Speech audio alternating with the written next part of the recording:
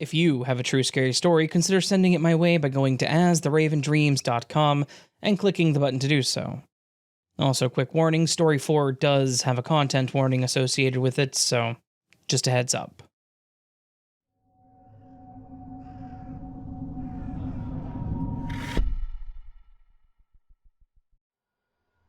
I'm one of those annoying people that are all about the spring and summer months. I like to get out and go for walks, work on the yard, and just spend all the time I can outside in nature. So, the minute that it starts to get warmer outside, I break out my walking shoes and workout clothes, and I set time aside every single night for a walk. Most of the time, I just like to walk around my neighborhood, but I also get those nights where I just need to get out and walk around in a place that isn't quite so familiar. That said, I have a story about something that happened last year that I felt I should share, because it scared the hell out of me. Some people say there wasn't much that happened, but to me it was horrifying, and I think others that read this, that have been in similar situations, would agree to how terrifying it was. So, to start out this whole thing, the night that this happened, I decided I wanted to go walking around a nearby pond/park. It's a park that was built around a decent-sized pond. It has a good-sized walking path, and it's incredibly calming. I like to walk it a couple of times to get 2 or 3 miles out of it. Most of the time when I go in the evenings, it's not heavily occupied, and it was pretty much the same on this night. Though, there were a few cars in the parking lot.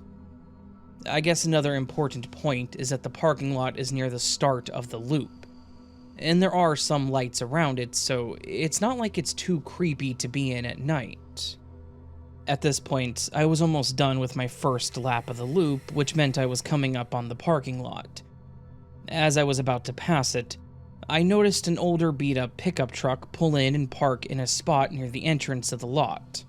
Nothing too out of the ordinary, but I noted it because it was pretty rough.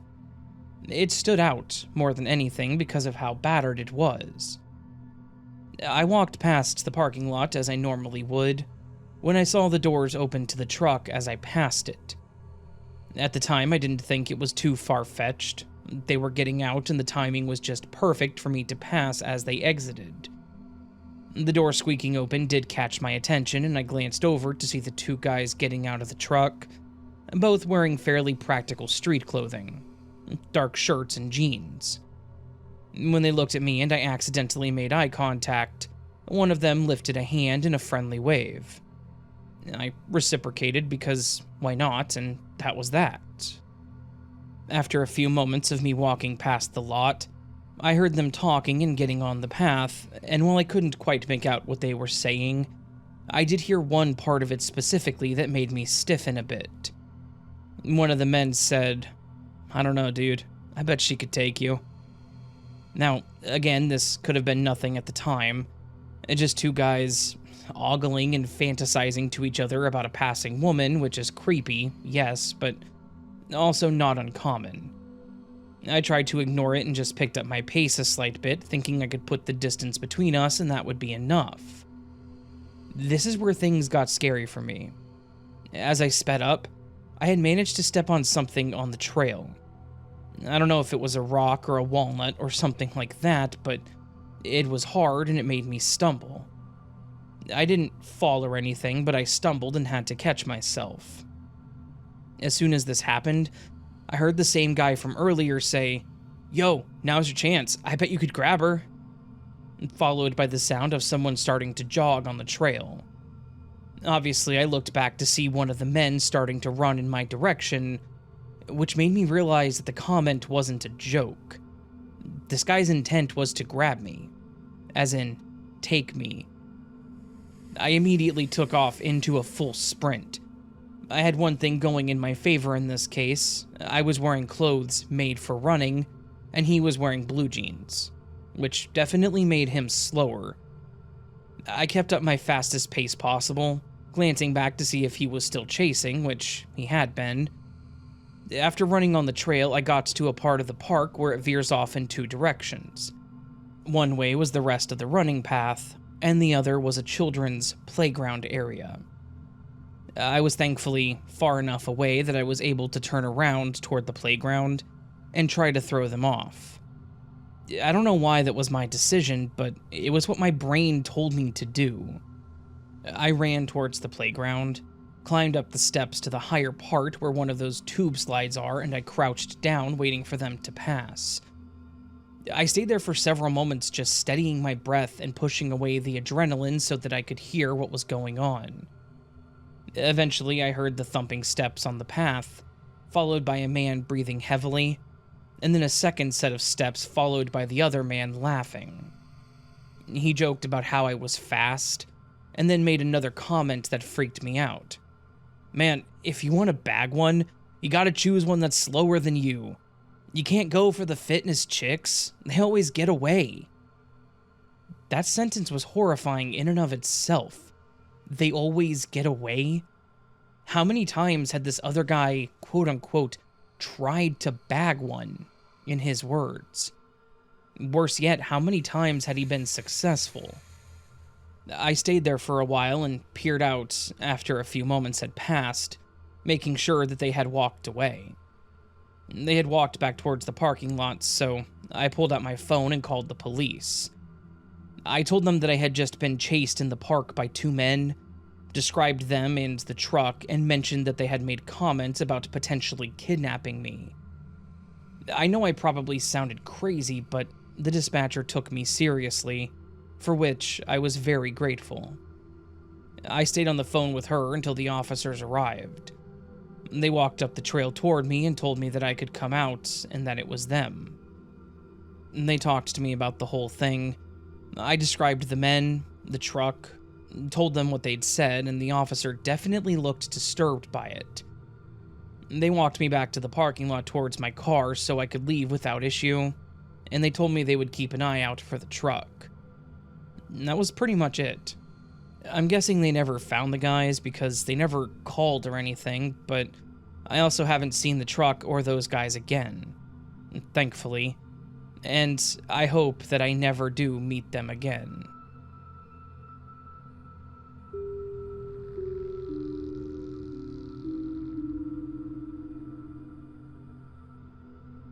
I once watched a YouTube video of an FBI agent who was a behavioral psychologist because I was trying to figure out why certain people stalk others.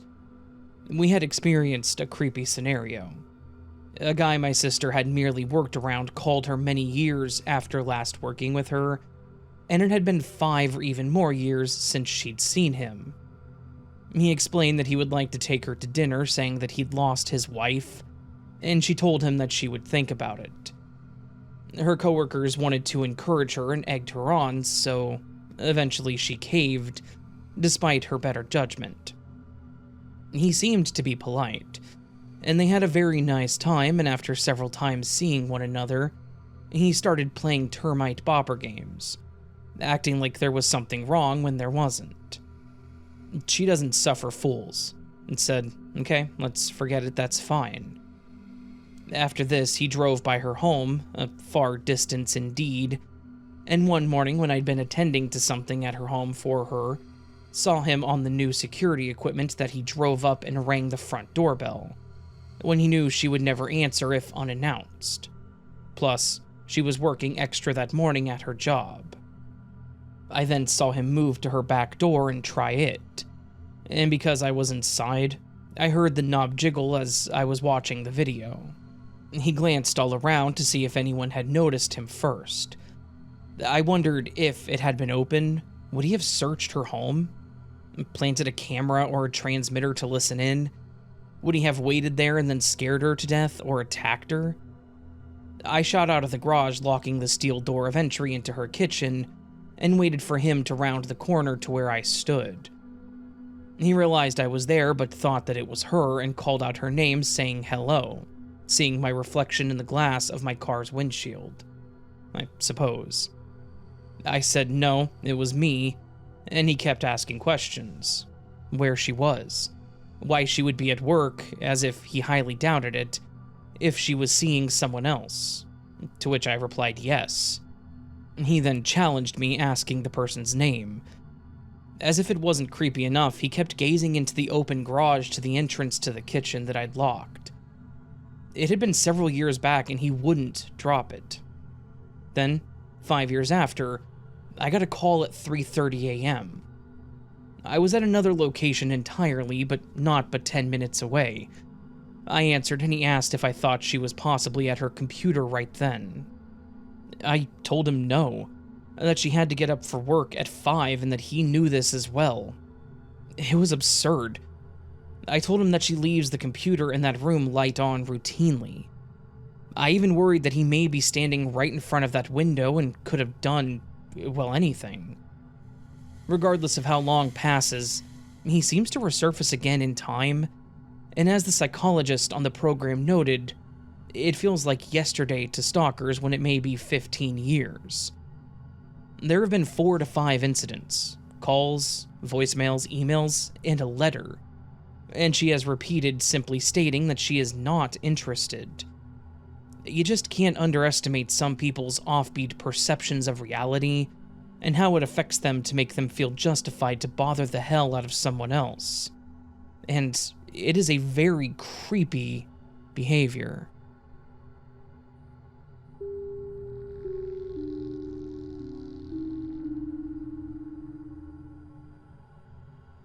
Hey Raven, I've enjoyed your videos for the greater part of a year now, and I finally have a story to contribute to one of your topics.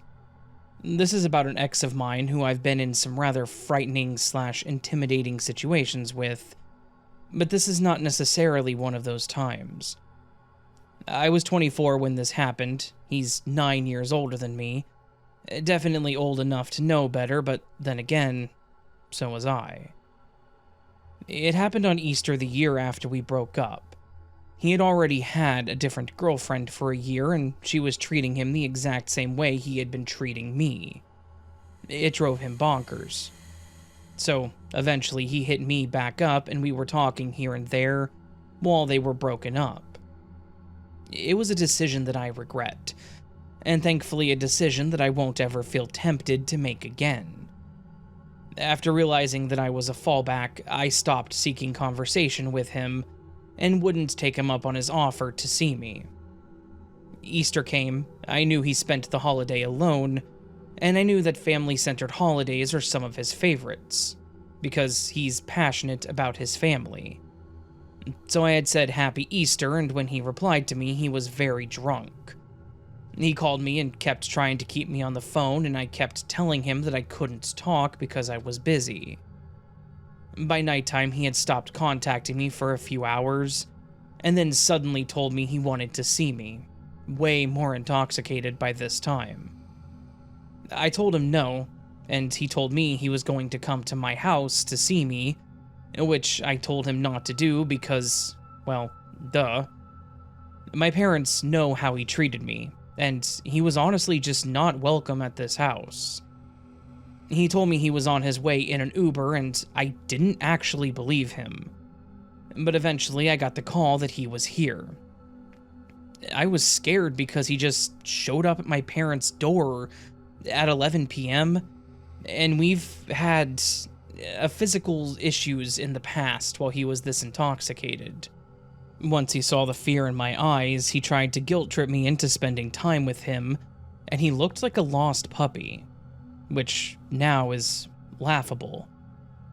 But I have a tendency to fawn, and at the time I kind of fell for it. At the same time, he really was nearly 20 miles away from his place at a random small town that doesn't have a bus stop of any sort, and struggles to get Uber drivers in the middle of the day to take rides, let alone at midnight. So, I sat with him while he tried to order an Uber, and he couldn't afford one, because he had spent the last of his money on an Uber to get to my place. I didn't know what to do, and I needed him gone. I didn't have a car, and I didn't have my license. Neither did he. I could drive, I just didn't have a license because I had rough teenage years and I just wasn't as much of a priority. After hesitating a lot, I decided that I would borrow my mom's car to take him home. I grabbed the keys, and we left. While we were driving, he turned the radio down, and my mom's car has something wrong with the volume knob where turning it down actually turns it up unless you do it very slowly. So it started blasting. I was already so anxious, getting distracted easily, and it was late enough at night that my ADHD meds were well worn off. So the sudden volume increase threw me off, and I jumped. I turned the radio off fast and tried to focus on the road. Luckily, my ex realized the burden he had placed on me by starting all of this, and he was encouraging through the whole drive. Not usual overly critical and judgmental self. We got about halfway through the drive, and I realized that the gas gauge was on E. So I told him that we needed to get to a gas station, and we found one just a few blocks ahead. As soon as it came into view, the car cut off, and I had to drift into the turning lane, and I didn't make it into the gas station parking lot. We got out, and immediately saw two men booking it to the car. Thank God they were asking us if we needed help as they ran, because that would have been a terrifying moment. Seeing two men running towards me in the middle of the night at an empty gas station parking lot? Oof. However, if you live in a decent-sized city with a homeless problem, you'll know that homeless people do like to hang around gas stations and do favors of any sort for anyone, for the chance to score a couple dollars. Especially at night, when the only transaction can be made through a service window. People are forced to wait in line outside, and it can be an easy way to panhandle. People already have their money out, and it's harder to lie that you don't have money. They guilt you into it, etc., etc. No shade. I do respect the hustle, to be honest. I just know that it's intentionally manipulative. So, these men help us push my mom's car into the gas station parking lot, up to a pump so I can get some gas. They ask for some money, but of course, it's okay if I don't. They just knew that I needed help.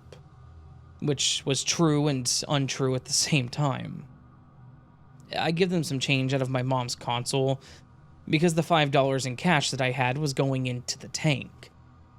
I walked to the window to pay for my gas, and accidentally pull out a single with my $5 while I waited in line. And the guy who just helped me noticed and said something along the lines of, "You don't have to lie if you didn't want to give it." Honestly, I didn't want to hear it while I was waiting in line and pumping gas, so I said that I didn't realize I had more than a $5 and that I was grateful for the help. Which realistically was true. I don't know what I would have done without them there. Then I handed him the $1. After I paid and pumped, we got back on the road, and I got him back to his place. He wanted me to come in, and I told him that I couldn't, but he started getting persistent. And I was so out of energy for arguing that I just went inside for a minute. He then proceeded to try and be affectionate. But this goofy dude really looked me in the face and said the girl's name that he was crying over. So I laughed, pushed him off, took him up on his offer for a line. I know that that wasn't a wise decision, but we all know that ADHD meds are just stimulants for a reason. And I was ready to just be out of there with any kind of compensation for my inconvenience. I then got back in the car. I was so annoyed, and after I relaxed and got my head back into the game, I started heading back to my house. I was about a quarter of the way, and I heard a metallic clank that I thought was another vehicle that had just driven over a flattened side. Then I heard a metallic scrape following me well after the passing that car. I looked into the rear view and saw a couple of sparks from the back of my mom's car and freaked out immediately, and pulled over into a parking lot, an auto parts shop, funnily enough. I got out and got to the back of the car and saw that I had dropped the whole muffler's tailpipe. It had been held on by some wire at the time, already needing to be fixed, and now it was just hanging from the back of the car, scraping along the road as I drove. So I sat down and honestly just cried a little. I realized that there would be no way that I could keep it from my mom that I had used her car without her permission, to take my ridiculous ex all the way across town because he showed up at our door drunk, expecting me to be happy to see his abusive ass. Once I finished crying, I took the tailpipe the rest of the way off, threw it in the back, and texted my mom what had happened. Then I finished my late night joyride, heavy on the sarcasm. I put a few more dollars of gas in the tank at a different gas station, grabbed a snack, and made it home with a loud-ass muffler. To top it off, my vape died as I got home. In the morning, I had to tell my mom what happened, and despite being stressed and ashamed of the whole occurrence, we did have a good laugh about how ridiculous every step of this event was. We still laugh about it sometimes, and joke about how it would make a funny adventure movie, like Are We There Yet?, where he keeps running into obstacles driving cross-country and rolls up in the frame of his Lincoln Navigator. But writing it all out like this has definitely made me stressed enough to want to smoke, and I quit vaping or smoking everything over half a year ago. This all goes to show that God had me protected that night, because it all could have gone so much worse at any and every point, but I just barely scraped by. Literally. Thanks for reading my story. Sorry if it's not written well. This was a somewhat traumatic event that I had to write in a couple of different sessions. I hope that this can be a lesson for someone to just block him. I promise, no one is worth that much stress.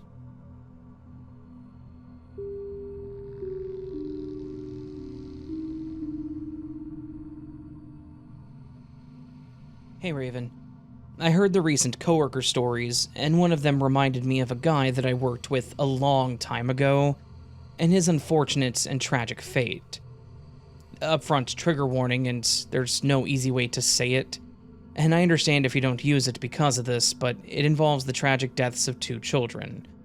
So, to my listeners, this is your trigger warning for this story.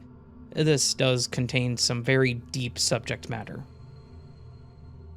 As I said in my comment, the story is way worse than it already sounded. So, in the TARDIS, we go back to 2008 to lay out some background. In 2008, I was working in a call center here in my city. It wasn't super big back then, but we ran 3 campaigns out of there when I first started. I worked on the Frontier campaign during phone and internet predominantly on the East Coast. We also did a Wells Fargo campaign, well, until the big Wells Fargo scandal broke. But the Wells Fargo was run by the manager that we'll call Dale.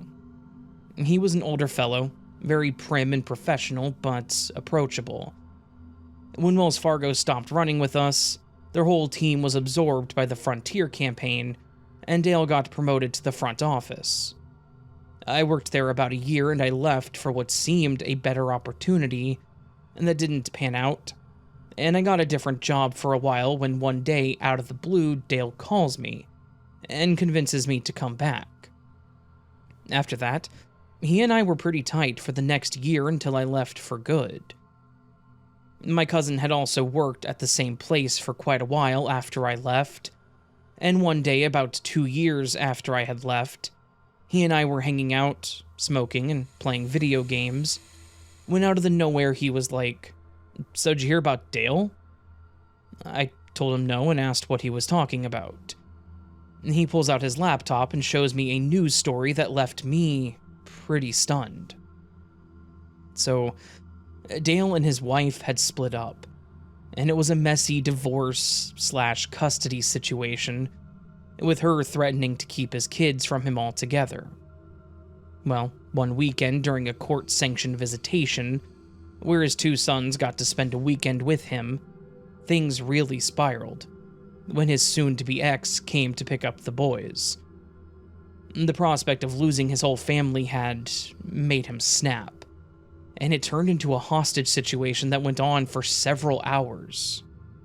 The police forced entry when they had heard a single gunshot, and what they found was tragic. Both boys had been dead long before the mom showed up, single gunshot to each as they slept. The single gunshot they had responded to was Dale turning the weapon on himself.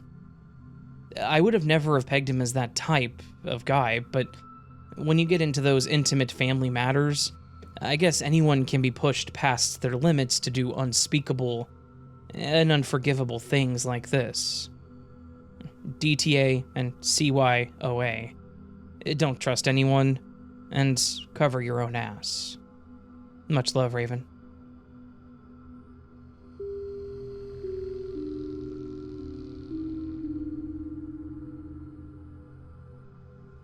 I was a security officer at a university. I'm a 5'5" female. I had an administration building to lock up and walk through, and I kept getting a feeling of someone beside myself being inside for several nights. And I walked the length of the hallway, and as I passed each classroom, I peered in and then closed the door. I saw one already closed and dark and entered, triggering their motion light. I wasn't expecting to see a guy seated there at a laptop. I asked why he was there, and he gave me some BS about someone knowing all about his insomnia and allowing him to be there. I worried that he couldn't have even been a student there at all. Plus, I considered that it was just him and me there now, and that the door was locked. I couldn't seem to reason with him to vacate. I had no one else working that night. It seems regardless of the type of work, if you're dependable, you're often alone, and understaffing can be the norm. I wrote up the report and didn't challenge him, because my guts told me not to. The next night when I worked, the supervisor told me he checked out that same room that I'd noted, to find the guy doing something inappropriate to himself in that dark classroom, looking at adult content on his laptop. The supervisor had retired from the military and then retired from a police force, and was now second in command at the university with a wealth of experience. I was really glad that he had been the one to encounter him that night, and not me, because it could have been a really dangerous situation had he transformed his fantasy into a reality, and dragged me into his fantasy.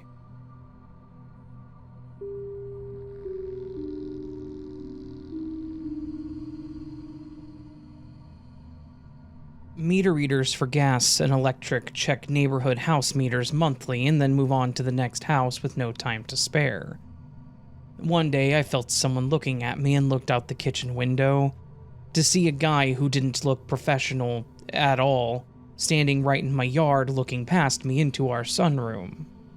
No one was inside it, and there were no real items of interest either. I finally realized that it was a meter man, but I wondered why he was gawking. Another time he didn't see me again observing him. He stood maybe 7 minutes staring into that sunroom, and then he finally moved on to the next door lot where he walked high upon a hill on the side of their property where they didn't have their meter, and continued to gaze at our sunroom. This gave me the total creeps.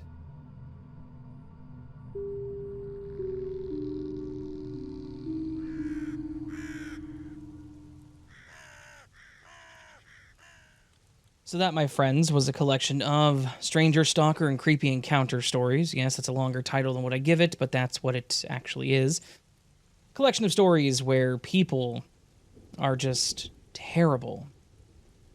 All of these stories involve people that just either make the wrong decisions or cause problems that don't need to be caused, if that makes sense. Yeah. You guys know what these stories are. Stories where people are the problem. I think I already said that. It's only been 32 seconds, I've already forgotten what I said. But you get the point. Scary stories, creepy encounters, and yeah, definitely terrifying stories. Thank you to every one of you who submitted these stories to me. In fact, that was all of them. Thank you to all of you for submitting these stories. As I've always said, these stories are, to some extent, well, entertaining, also informational, educational. Hopefully they can help people see that situations like this can be escaped and you can remove yourself from them sometimes. Not saying it's always possible. There are some events where you just cannot remove yourself, and those events are quite unfortunate. But my point is, if you see yourself potentially ending up in a creepy encounter like this, you can maybe take some knowledge from the people who have been there before, use it to your advantage. I'm not describing this very well, I'm sorry. Anyways, yeah, good collection of creepy encounter stories. Hopefully you all enjoyed them. If you did, please do hit that thumbs up button, the like button. If you're new to the channel and liked what you heard, consider subscribing to the channel. That would help tremendously. You can also leave me a comment with your thoughts, how you're doing, what's going on in your life, etc., etc. What your thoughts on the content are so far this month. It's been a pretty heavy one so far. Pretty much every day, minus 2 days, I believe. Yeah. Pretty crazy so far. Pretty crazy. So, yeah, hopefully you all enjoyed them. Again, if you want early access to content like this, go to my Patreon, which is linked in the description, or hit the join button underneath this video to join YouTube memberships. Both get early access to content like this. Patreon has some other things depending on what you sign up for. My stuff is also available on Spotify and other podcast platforms if you are tired of listening on YouTube. Not saying you shouldn't listen on YouTube, because you should. I like YouTube sometimes. But if you prefer elsewhere, just FYI, Spotify, Apple, I was going to say Google, but I think they shut down their podcast platform. But Pandora, Audible, Amazon Music, I think, is separate from Audible. Yeah, I'm on all those platforms. I am. So go check them out. But until I see you again, my friends, I hope you remember that you are loved, you are valid, you are important, you are the best person that you can be.